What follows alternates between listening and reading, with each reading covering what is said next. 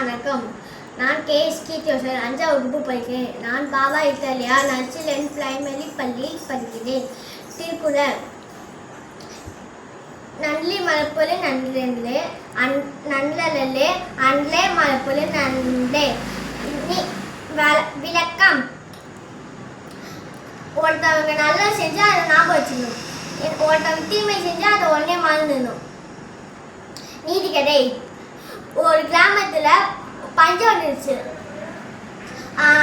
எல்லாரும் வேற கிராமத்துக்கு போயிட்டாங்க. வள்ளுவர் மட்டும் இந்த கிராமத்துல பழமையா அவங்க இந்த கிராமத்துல இருக்கனால அவங்களால இந்த கிராமத்துக்கு போக முடியலன்னு சொல்லிட்டு இருந்தாங்க. உடனே இது மனைவி எங்கேயாச்சும் போய் வேலை தேடிக்குவாங்கன்னு சொல்லிட்டு அனுப்பிச்சுட்டாங்க. அவங்களும் போனாங்க. போயிருக்கும் போது ஒரு காலை போட்டாங்க. அதை தாண்டி போயிட்டு இருக்கும் போது நல்ல ஒரு குழியில காப்பாத்துங்க ஏதோ சத்தம் வந்துச்சு சொல்லிட்டு போய் பார்த்தாங்க. அதுல 4 பேர் இருந்தாங்க. ஒரு சிங்கம் குரங்கு பாம்பு 3 பேரும் ஒரு மனிதன் இருந்தாங்க.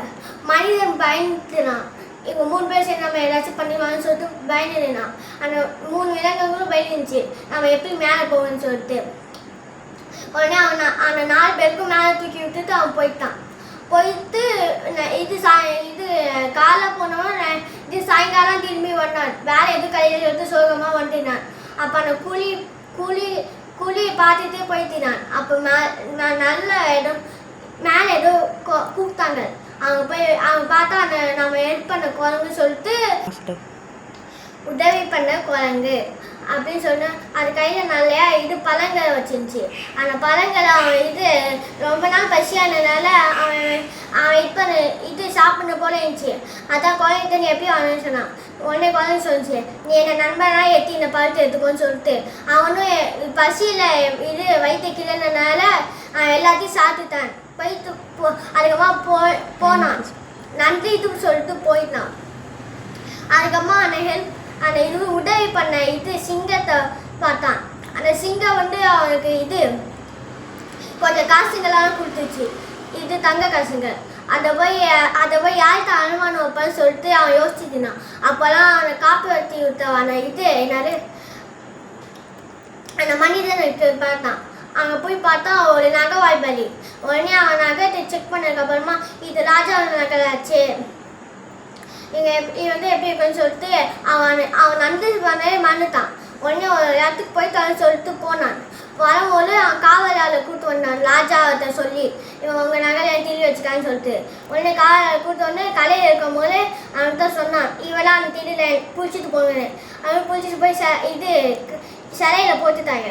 அவனும் நம்ம உதவி பண்ண அவன் அழுத்தினான். நம்ம உதவி பண்ண பாம்பு இன்னும் இருக்குன்னு சொல்லிட்டு அதான் அந்த பாம்பு சொல்லிட்டு போனிச்சான்.